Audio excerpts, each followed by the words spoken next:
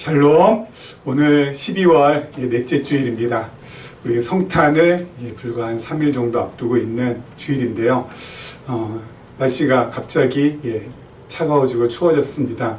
여러분들 컨디션 조절 잘 하시면서 그렇게 우리 연말 아름답게 유종의 미를 거두면서 보내셨으면 좋겠습니다.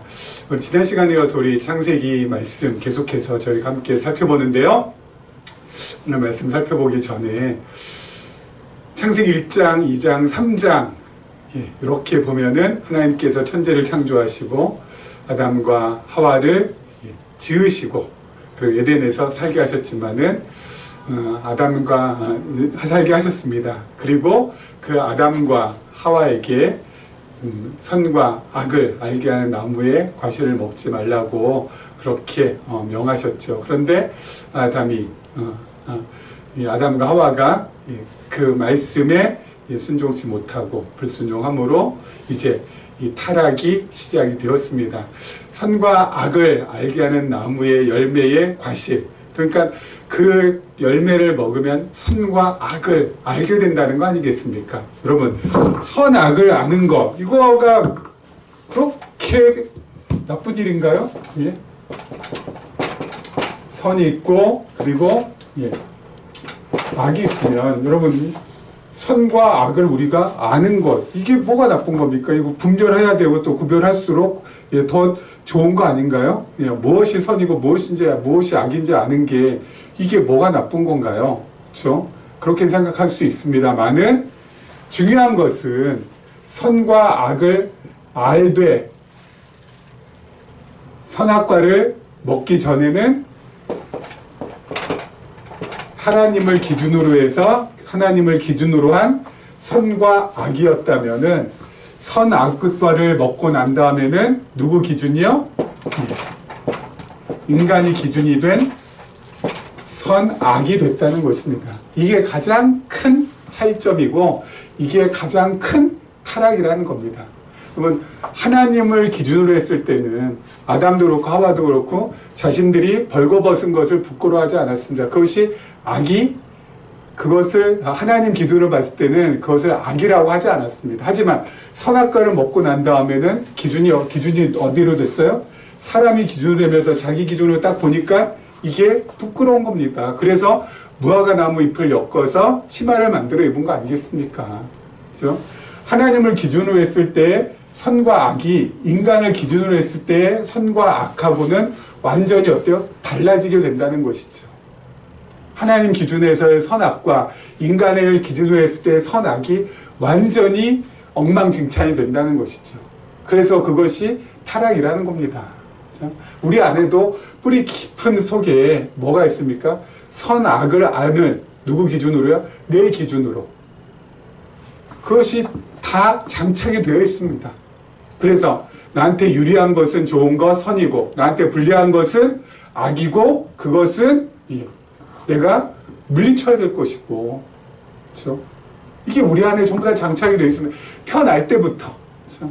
태어날 때부터 이 죄의 본성이 바로 그거 아니겠습니까? 그래서 내 기준으로 좋고 싫고 나쁘고 그리고 옳고 그게 전부다. 근데 이게 점점 부모님을 만나고 선생님을 만나면서 그게 더욱더 강화가 됩니다. 그래서 부모님께서는 어때요? 뭐가 선이에요? 성적이 올라가는 것이 선이고 성적 내려가는 것이 악이고. 그래서 부모님을 기쁘시게 해드리기 위해서는 성적을 올리기 위해서 그렇게 우리가 어린 시절에 죽어라고 공부했었고, 그렇죠? 선생님한테는 선생님 말씀 잘 듣는 게 선이고 선생님 말씀 안 듣는 게 악이에요.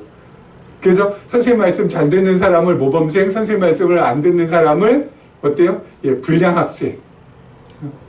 그게 선악의 기준이었어요. 친구들 사이에서도 어때요? 의리 지키는 게 선이고 의리 지키지 못하고 배신하는 것은 악이고.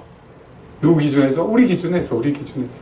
근데 여러분, 그걸 진짜 선이고 그게 진짜 하나님 기준으로 해서 악일까요? 성적 올라가는 것이 진짜 선일까요? 하나님 보시기에? 성적 떨어지는 것은 하나님 보시기에 악일까요? 그렇게 저는 생각하지 않아요. 선생님 말씀 잘 듣는 것이 선이고 선생님 말씀 안 듣는 것은 악일까요? 하나님 보시기에도 선생님 말씀을 안 듣고 침몰해가는 배에서 구조된 학생들은 그러면은 그 나쁜 학생인가요? 아니잖아요. 다 사람 기준, 자기 기준. 친구들끼리 의리 해가지고 의리해서 우리는 의리로 뭉쳤다 해서 친구가 나쁜 짓 하고 못된 짓 하고 그리고 잘못된 방향으로 가는 것도 우리는 의리야 그러면서 다 같이 따라가야 될까요? 강남관 제비 따라서 우리도 다 같이 그냥 가야 되나요? 그게 선일까요? 아니옵시다. 인간을 기준으로 해서 선과 악을 구분한다는 것은 뭐라고요? 이거는 타락의 증거일 뿐입니다. 그렇죠? 근데 이것이 성경을 부분으로만 아는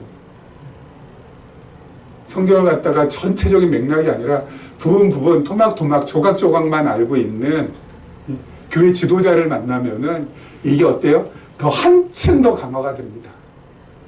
그래서 교회에서는 뭐라고 하죠? 하나님은 선이고 사단은 악. 맞죠? 하나님은 선이고 사탄은 악이죠. 그런데 그 다음이 중요합니다. 어떻게 나눠요? 이렇게 나눕니다. 이렇게. 하나님, 사탄. 서로 대립하고 서로 갈등 일으키고 그래서 반드시 어때요? 이건 물리쳐야 될 존재예요. 이렇게. 하나님 편이냐? 사탄 편이냐? 목사님은 하나님 편, 목사님한테 뭐야? 반기되는 사람은 반 목사 편은 뭐야? 사탄 편.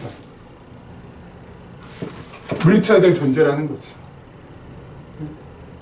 이걸 갖다 뭐라고 합니까? 선악 이원론. 여러분, 인간의 타락한 본성에는 이 선악 이원론으로 꽉 차 있습니다. 나는 선이고 나를 반대한 사람은 악이고 그 악은 내가 물리치고 타도하고 없애야 될 존재. 갈등이 끊이질 않아요. 갈등이 끊이질 않아요. 분쟁이 끊이질 않아요. 다툼이 끊이질 않아요. 이거 어떡할 거야, 이거. 근데 중요한 것, 뭐예요? 성경은 선악 이원론을 말하고 있지 않다라는 겁니다. 우리가 착각하는 거죠. 완전 착각하는 거죠. 완전 착각하는 거죠. 선악 이원론은 성경은 말하고 있지 않아요. 성경은 자 이게 아니라고 했잖아요. 뭐라고요? 하나님께서 악한 것도 악한 날에 사용하시기 위해서 어때요? 만드신 거예요.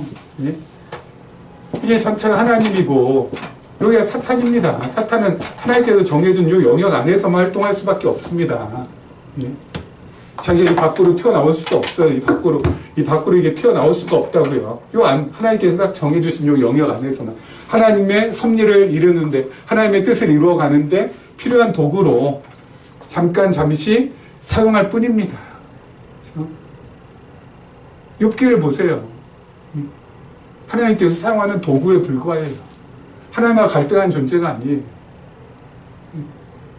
성경은 하나님 중심 뭐예요? 이론론. 하나님께서 선도 악도 여기 천사도 하나님께서 사용하시잖아요. 그렇죠?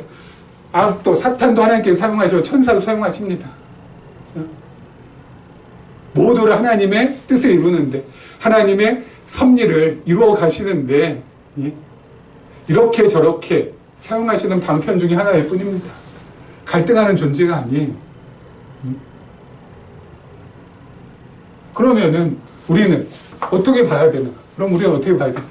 타도하고 없애버리고 그리고 완전히 멸절시켜야 될 존재로 봐야 되나? 아니라는 거죠. 여러분, 예수님께서 십자가에 달려 돌아가실 때 예수님을 십자가에 못 박은 무리들, 그렇죠? 그 흉포한 유대인들과 그 잔악한 로마인들, 로마 군병들, 예수님께서 맞서서 싸우셨어요? 이런 나쁜 자식들 어디 날 죽이려고 하면서 예수님께서 맞서서 막 싸우고 타도하고 물리치고 막 그러셨나요? 예? 아니죠. 십자가에 달려 돌아가시면서 아버지여 저들의 죄를 사하여 주옵소서. 저들이 하는 일을 알지 못하나이다. 어떻게 보셨어요? 긍휼하게 불쌍히 보셨다고요. 만약에 대립의 관계, 물쳐야 될 관계로 본다면 예수님께서 어때요? 진작에 완전히 다 멸절시키지 않으셨겠어요? 예? 그 당시 종교 지도자들 다 예수님께서 그냥 완전히 그냥 예? 파멸시켜버리지 않으셨겠어요? 그 당시에 로마 제국 완전히 다 붕괴시켜버리지 않으셨겠어요? 근데 예수님께서 그렇게 하지 않으셨다고요. 그 악의 제국, 악의 무리를 왜 예수님께서 가만두셨을까? 하나님께서 악한 일을 위해서 사용하는 도구일 뿐이니까. 악한 일을 위해서 자기가 사용받는다는 것을 알지 못해. 그러니까 불쌍히 여겨달라는 거죠. 저들이 하는 일을 알지 못한다고. 오히려 저들의 죄를 사여달라고. 긍휼한 마음, 불쌍히 여기는 마음을 품으시는 거예요. 스데반 집사도 마찬가지였잖아요. 자기를 돌로 쳐서 죽이는 그 무리들을 향하여서 이를 갈면서 하나님 저 자식들 다 그냥 없애주세요. 멸절시켜주세요. 예? 하늘에서 벼락을 쳐가지고 다 벼락 맞아 그냥 죽게 해주세요. 그렇게 안 했잖아요. 스데반 집사님도 뭐라고요? 마지막에 주여 저들을 용서하여 주시옵소서. 예수님하고 똑같지. 왜요? 악한 날에 악한 일을 위해서 쓰임받는 도구들. 긍휼히 여기는 거죠. 어차피 저들 저렇게 쓰임받고 결국 뭐예요? 영발받을 저 불쌍한 영혼들. 주여 돌 맞아서 피 철철 흘림에도 불구하고 그런 얘기 그 말이 나올 수 있냐고요. 맞서서 싸우든지 난리 쳐도 부족할 판에 왜 그랬을까요? 이게 있어요. 하나님 중심의 이론론이에요. 얘네들 악한 일을 위해서 악한 날에 쓰임받기 위해서 하나님께서 어때요? 잠시 이 땅에 두신 존재들이에요. 쓰임 다 받은 다음에 어떻게 돼요? 용도 폐기 처분 될 거예요. 용도 폐기 처분. 사탄은 어떻게 돼요? 무저갱에 들어가고요. 사탄을 따르는 자들 전부 다 어때요? 영벌에 들어가고. 아무것도 아닌 것들이 아무것도 아닌 것들. 그래서 오히려 긍휼한 마음, 불쌍한 마음 우리는 갖는 거예요.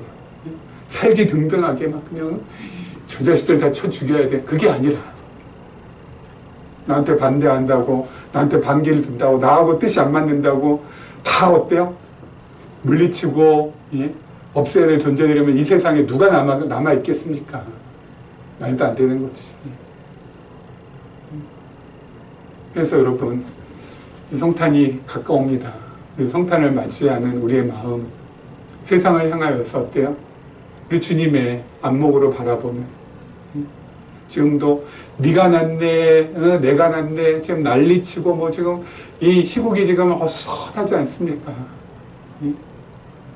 거기에서 우리가 한쪽 편에 서가지고 그 편 들어가지고 막 저렇게 이렇게 저렇게, 아니요. 거기에 우리 부안해동하지 말자고요.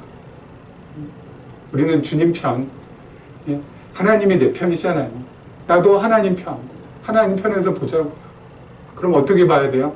주여, 이 시국을 잘 하나님의 뜻 가운데 정립해 주시고, 또 이 다음 세대를 잘 이끌어 나갈 또 지도자가 또 새로 나오게 해주시고, 물론 그 지도자가 또 마음에 들건 마음에 들지 않건 또 이 나라를 또 끌고 갈 텐데, 주여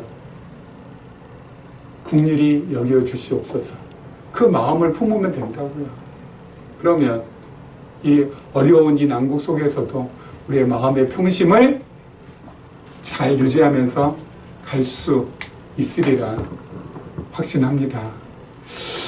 자, 우리 지난 시간에 이어서 보도록 하겠습니다. 우리 23절 말씀, 47장 23절이죠. 23절 말씀. 요셉이 백성에게 이르되 오늘 내가 바로를 위하여 너희 몸과 너희 토지를 산노라. 여기 종자가 있으니 너희는 그 땅에 뿌리라. 추수의 5분의 1을 바로에게 상납하고 5분의 4는 너희가 가져서 토지의 종자로도 삼고 너희 양식으로도 삼고 너희 가족과 어린아이의 양식으로도 삼으라. 그들이 이르되 주께서 우리를 살리셨사오니 우리가 주께 은혜를 입고 바로의 종이 되겠나이다. 여러분 지금부터 4,000년 전입니다. 4,000년 전 이 당시가 4,000년 전 1, 2년도 아닌 4,000년 전에 무려 7년 동안 흉년이 들었어요. 여러분 지금도 1, 2년만 흉년 들어도 나라가 난리가 날 겁니다. 근데 그 당시에 무려 7년 동안 흉년이 들었어요. 그런데도 애굽에 있는 백성들은 굶질 않아요. 굶질 않아요. 돈 갖고 오면은 양식값 바꿀 수 있죠. 토지 갖고 오면 바꿀 수 있죠. 몸 가지고 가축 가지고 오면 바꿀 수 있죠. 뭐 이것도 또 없다. 몸 가지고 오면 또 바꿀 수 있죠. 야곱이 요셉이 어때요? 뭐라도 가지고 오면 다 바꿔서 굶주림 전부 다 면하게 해줍니다. 그러니까 이 7년이라는 이 긴 세월 동안의 이 흉년을 어떻게 해요? 굶지 않고 가라지 않고 보내게 되는 것이죠. 몇 년 전이요? 4,000년 전에. 지금 현대국가도 7년 흉년 오면은 아마 나라가 휘청휘청할 겁니다. 밀란이 일어날 겁니다. 그렇지 않겠어요? 4,000년 전에도 마찬가지, 뭐 지금도 그런데 4,000년 전이라고 해서 뭐 말할 것도 없죠. 말할 것도 없죠. 예? 이때는 뭐 더 심하겠죠. 더 심하겠죠. 예? 굶주리고 먹을 거 없고 하면 어때요? 약탈하고 그 몸에 반란 일어나고 아마 애굽 왕조가 아마 아작났을 겁니다. 그런데 정반대의 결과 왕조가 어때요? 안정적으로 편안하게 진행이 됩니다. 왜 그래요?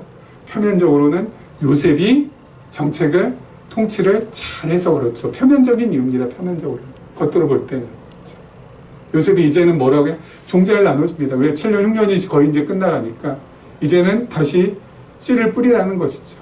그런 다음에 너희들 거두어서 얼마를 달라는 거예요? 5분의 1. 5분의 1 맞죠? 네. 5분의 1은 누구요? 네. 바치고 그 다음에 5분의 4는 누구야? 너희하고 너희 가족들끼리 먹어라. 20% 바치라는 겁니다. 20%. 그렇게 많이? 여러분 그렇게 많이라고 눈 크게 뜨시는 분들 잘 들으세요. 조선시대 때 소장농들이 지주에게 5대5, 50% 바쳤습니다. 50%. 50% 바치다가 이게 일제강점기에 들어서는 무려 소장농들이 몇 퍼센트 바친지 아세요? 70이란 65%. 65%. 거두리는 수확이 65%. 절반 이상을 갖다가 전부 다 어때? 바쳐야 됐어요. 바쳐야 됐어요. 아, 그럼 지금은, 현대는, 지금 2024년은, 여러분, 제가 소득세율을 한번 이렇게 조사해 보니까요, 연봉 5천만 원 이상인 사람들의 소득세가, 세율이 24%라고요. 연봉 5천만 원 이상 받으시면은, 그 중에서 24%가 소득세로 나간다고요. 그런데 지금, 애국, 이 4,000년 전, 요셉이 정책을 펼쳤던 애굽은 뭐예요? 20%. 우리나라 조선시대 소장농보다 일제강점기 때 소장농보다 2024년 현대 연봉 5천만 원 이상을 받는 셀러리맨들보다 훨씬 더 적게 받는다고요. 아니 어떻게 이럴 수 있죠? 이렇게 적게 받아서 어떻게 나라가 운영될까요? 그동안 다 뭐야? 거둬들인 게 있으니까 곡식가가 전부 다 바꿔줬잖아요. 그러니까 어때요? 애굽의 재정이 여유가 있는 겁니다. 요셉이 진짜 어때요? 너무너무 애굽을 잘 다스렸죠. 표면적인 이유 바로 그거. 이면적인 건 뭘까요? 하나님께서는 솔직히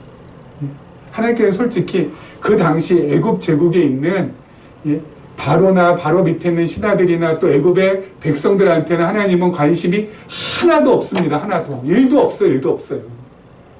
하나님의 관심은 오직 어디에 있어요? 애굽 제국 고센 땅에 머물고 있는 야곱의 자녀들, 자손들 70명. 그 수십만 수백만의 애굽 백성들이 하나님의 관심사가 아니라고요. 그럼 누구요? 70명. 야곱의 가족들 70명이 하나님의 관심사라. 왜요? 그 야곱의 자손들이 하나님의 자녀들이고 언약의 자손들이고 하나님께서 꿈꾸시는 하나님 나라를 이루는 데 있어서 정말 중요한 인적인 자원들이니까. 거기에 어때? 하나님은 포커스를 맞추고 계신다. 하나님의 관심은 거대한 애굽 제국이 아니라 정말 애굽에서 천대받는 목축업에 종사하는 이스라엘 자손 70명, 거기에 온갖 관심, 하나님의 모든 관심이 전부 다 쏠려 있다고요. 근데 그게 근데 그거 무슨 상관이 있어요? 그런데 그 애굽 제국이, 애굽 나라가 흉년 때문에 밀란이 일어나거나 반란이 일어나거나 정국이 불안하거나 왕조가 흔들리거나 그러면 어때요? 이 70명 어떻게 돼요? 함께 흔들릴 거 아니겠습니까? 그러니까 어때요? 하나님께서 애굽을 안정적으로 유지시킬 필요가 있는 거죠. 누굴 위해서? 야곱의 자녀들을 위해서, 자손들을 위해서. 그렇지 않아요? 안정적으로 최적화돼서 애굽을 7년 흉년에서 어때요? 굶주리거나 또는 뭐 이렇게 힘들거나 어렵거나 먹는 것 때문에 문제가 생기지 않도록 그렇게 만들어 주셔야 되잖아요. 그래야 소요 사태가 안 일어나니까. 그래서 하나님께서 어때요? 그렇게 누구를 통해서 총리 요셉에게 지혜와 명철을 주셔서 정책을 잘 펴나가게 하셔서 결과적으로 누구에게? 하나님께서 택한 하나님의 언약의 자녀들에게 피해가 가지 않도록 그들이 정말 안정적으로 잘 지낼 수 있도록, 그래서 하나님의 언약을 하나씩 이루어 갈 수 있도록 하나님께서 그렇게 이끌어 가시는 거라고요. 잠깐 말씀드렸으면 지금 시국이 어수선합니다. 이거 뭐 어떻게 될지, 이거 날마다 들려오는 소식은 진짜 참 혀를 찢찢 찰 수밖에 없는 그러한 소식들로 가득 차 있습니다. 이게 언제 안정이 될까라는 걱정도 있습니다. 하지만 너무 걱정하지 마세요. 너무 나라 걱정하지 마세요. 왜요? 하나님께서 2000년 만에, 예수님 오시고 나서 2000년 만에 초대교회 이후에, 예수님 오시고 초대교회 세워지고 초대교회 그 이후에 정말 하나님 나라다운 나라를, 정말 교회다운 교회를 하나님께서 2024년 아름답게 세워 가고 계시잖아요. 그렇죠?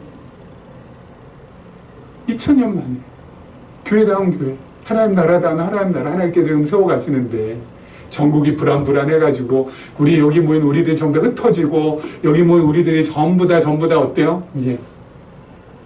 없어진다면 좀 말이 안 되는 거잖아요. 하나님께서 저는 확신하는 거 한 가지,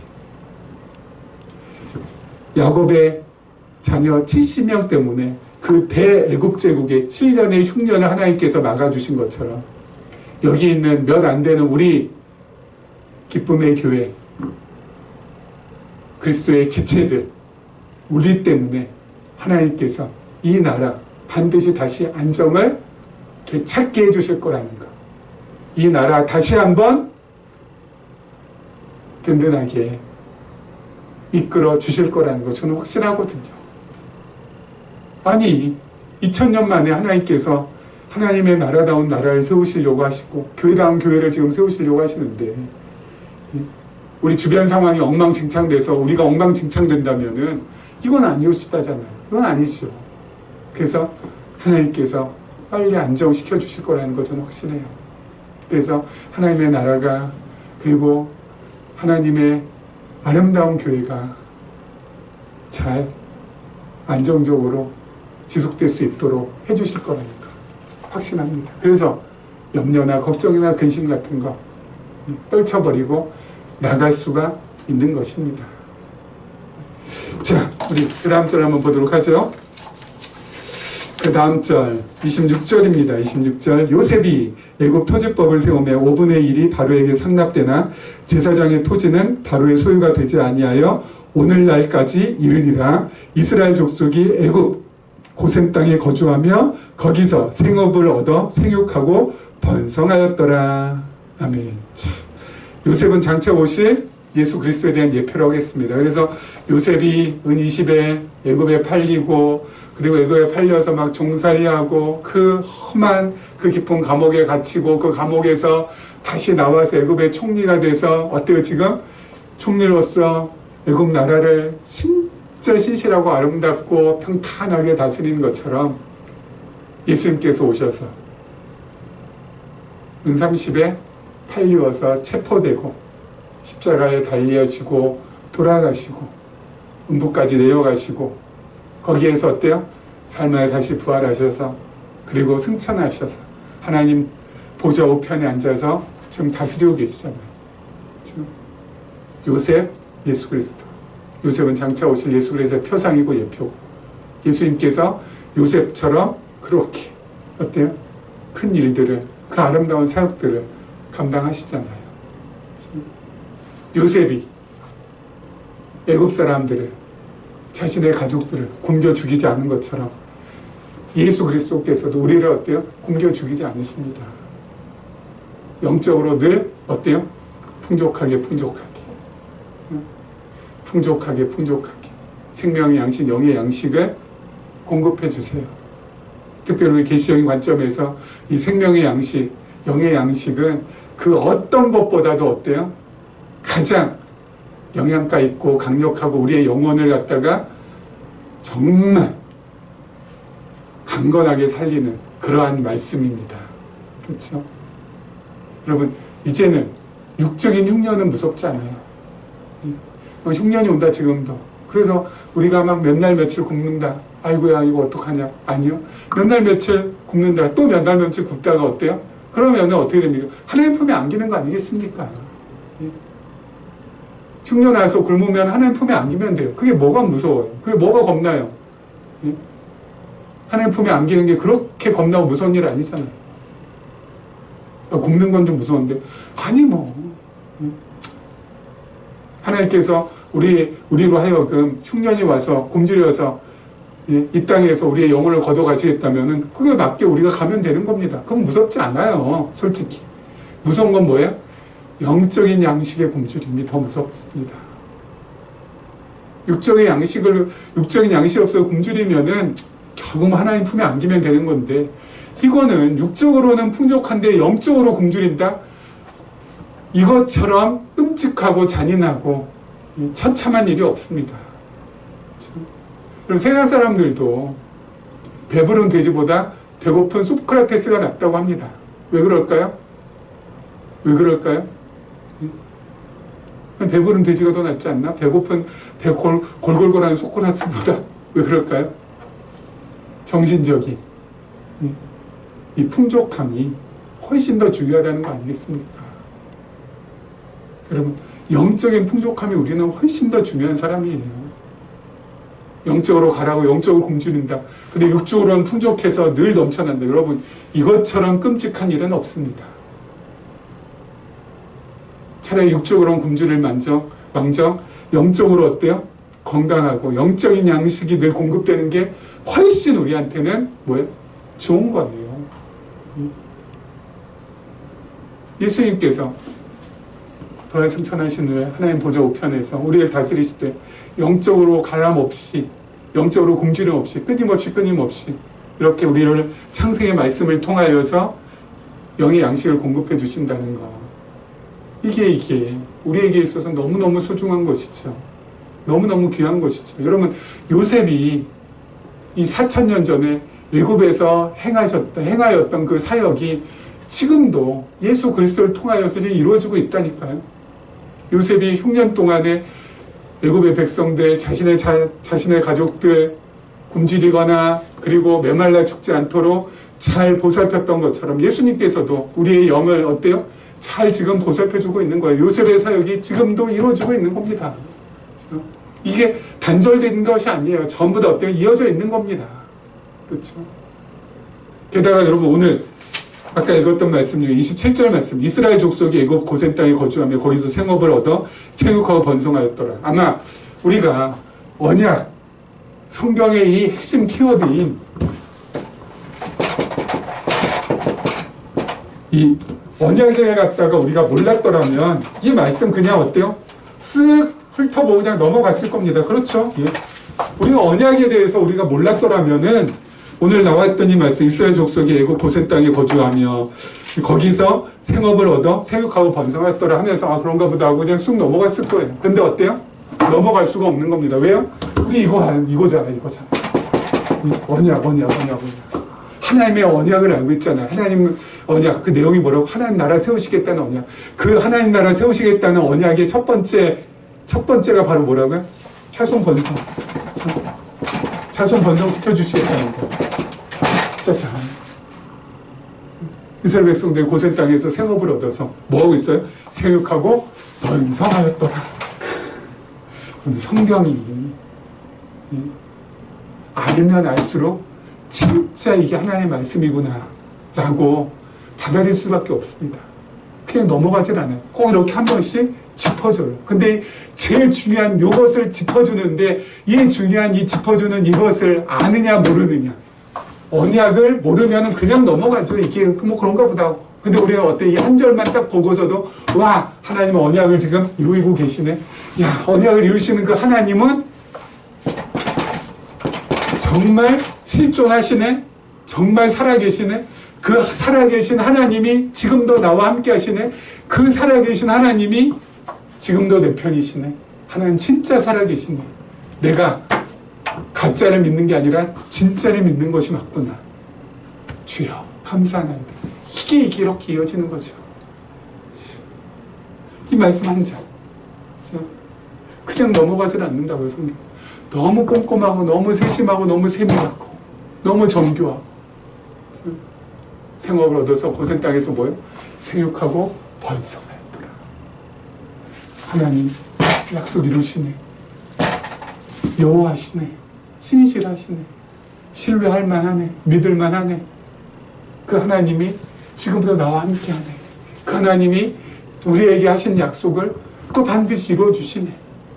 하나님 나라 이 땅에서 세워주시고 영원한 나라로 우리를 또 이끌어 가시고 그 나라 안에서 우리가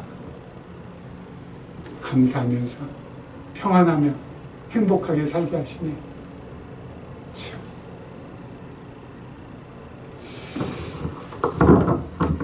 성탄을 맞이하면서 이 땅에 2000년 전에 오신 예수 그리스도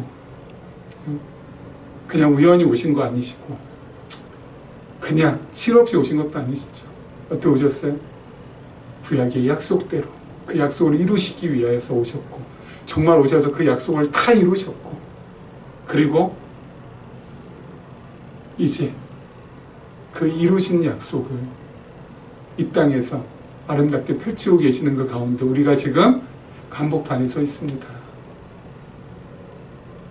그리스도께서 이루어 가시는 그 나라 바로 내 나라 바라보며 이 땅에서 무슨 힘들고 어렵고 잡다한 소식이 들리든지 거기에 너무 예민하게 반응하지 마시고 그리스도께서 우리에게 주신 그 나라 기억하시면서 그 나라에서 아름답게 거하시기를 주님의 이름으로 축원합니다.